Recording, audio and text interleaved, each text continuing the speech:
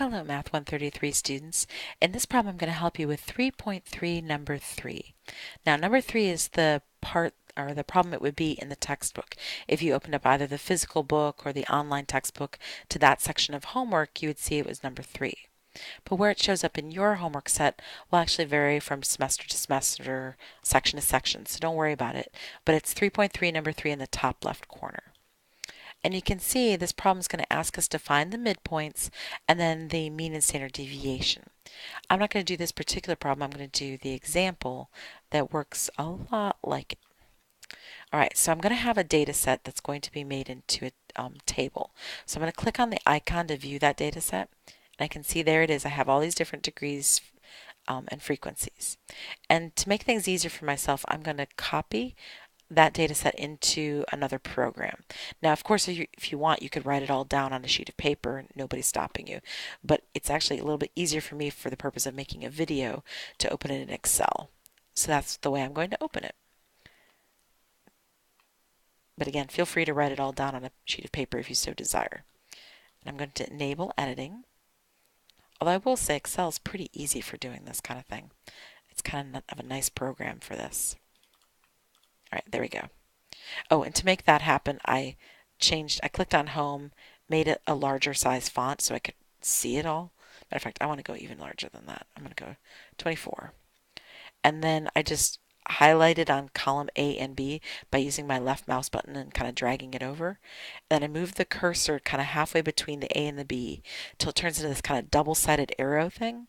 And then I double click and it makes the columns just as wide as they need to be. Now, don't worry about the fact that the 70 is over on its own. That's because the 70 is a number as opposed to the rest of these, which Excel treats like text because of their little dash signs in between. So don't stress about that.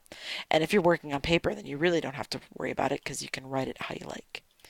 I'm going to go move my cursor up here to the letter B till it turns into that kind of double or that arrow pointing downward, and the B section becomes highlighted in a color. I'm going to click on it, right click, and insert. And then I'm going to name these the midpoints.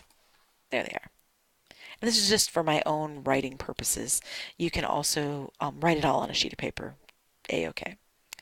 Now, to find the midpoint, you have to remember the definition of midpoint, which we learn in section 3.3. Technically, it's in section 2.3, but that section has recently been cut from the course, but this is the one part you need to know from section 2.3, which is that to find the class midpoint, it's the number in the middle of the class. It's found by adding consecutive lower class limits and dividing by 2. So it's essentially the arithmetic mean of consecutive lower class limits. So don't worry about this example because I'm probably going to change it for future semesters. But suffice to say, we need to find the add the consecutive lower class limits and divide by 2. So for this first one, the first class's limit is 61. The next class's lower class limit is 65. Not 64, but 65. It's consecutive lower class limits. So the first class's lower class limit is 61. The next consecutive lower class limit is 65. So you add 61 plus 65 and divide by 2. And the best way to do that is to use parentheses. Parentheses 61 plus 65, close your parentheses, divide by 2. That's the same thing I would do on a calculator. Parentheses 61, oops, sorry, I type fast and the computer doesn't register, plus 65, close parentheses, divide by 2. The only difference between the calculator and Excel for this particular problem is that Excel requires you to put a little equal sign in first to denote that you're about to do some math. All right, now these are not equal width. That's what makes this problem tricky. The ones we did in the course pack with the Old Faithful and such, they had an equal width. So we were able to just kind of add and move down the columns. But here, I'm going to have to do the same calculation multiple times. So the next class's lower class limit is 65, and then I'm adding to it 68. So I'd go equals 65 plus 68, divide by 2. Oops, sorry, I'm messing that up. Close parentheses. There we go. Divide by 2.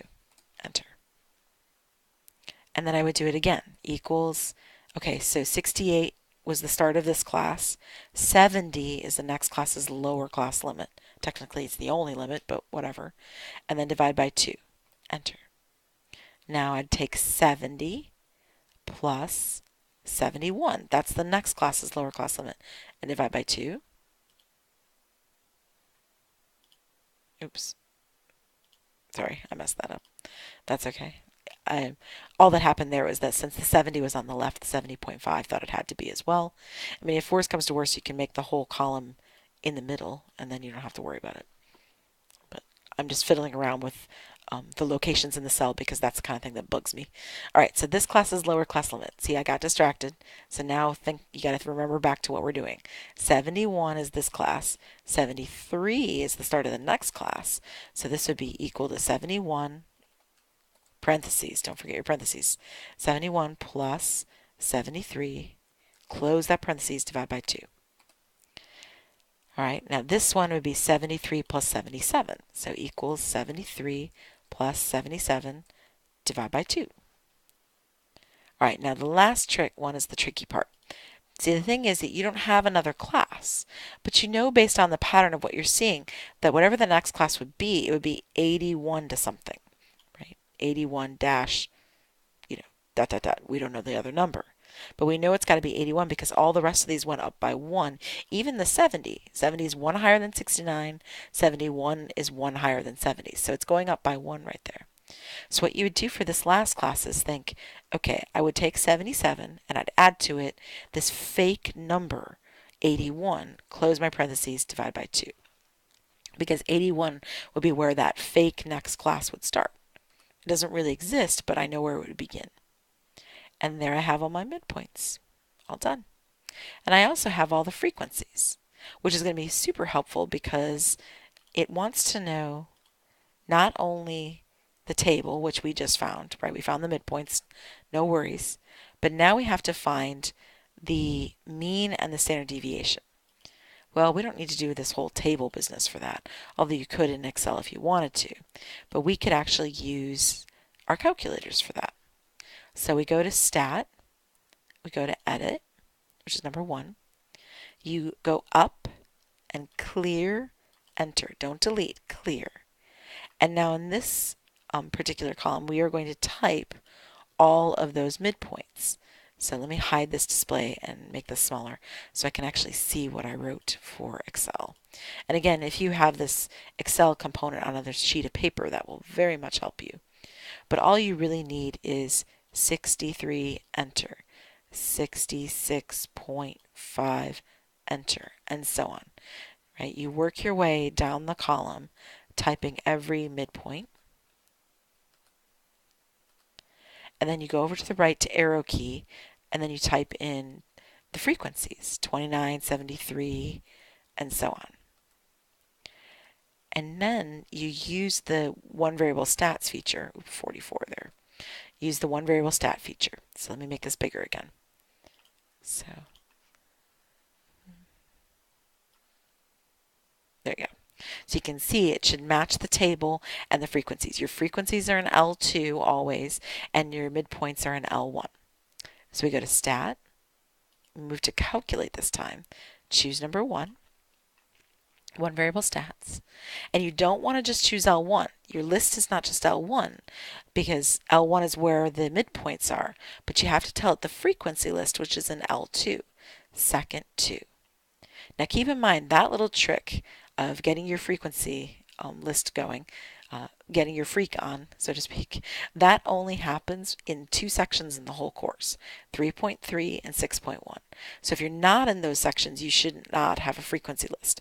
In general, frequency list is a more advanced topic, so we usually leave it blank. But in section 3.3 and in section 6.1, you will turn your frequency list on with the L2 command. Or L4 if you put your frequencies in L4. I just happen to use L2. All right, then I go down to Calculate and press Enter. And there you can see the mean is 70.7, and the standard deviation, because this was a sample, is 3.328. Right there. So let's see if we are correct. Let's judge based off of MyStatLab's answers real quick. So you can see that they considered the mean to be 70.7 right there, which is exactly what we just found out of the calculator without having to do this whole giant table thing that they're doing there. And then the standard deviation, let me click down. They're doing it all by hand, but we don't need to do it by hand. They get 3.3, and that's exactly what the calculator got. Well, rounded, 3.3. Right? So that's a lot faster and easier than doing this all by hand this way. All right, I hope that helps with that problem.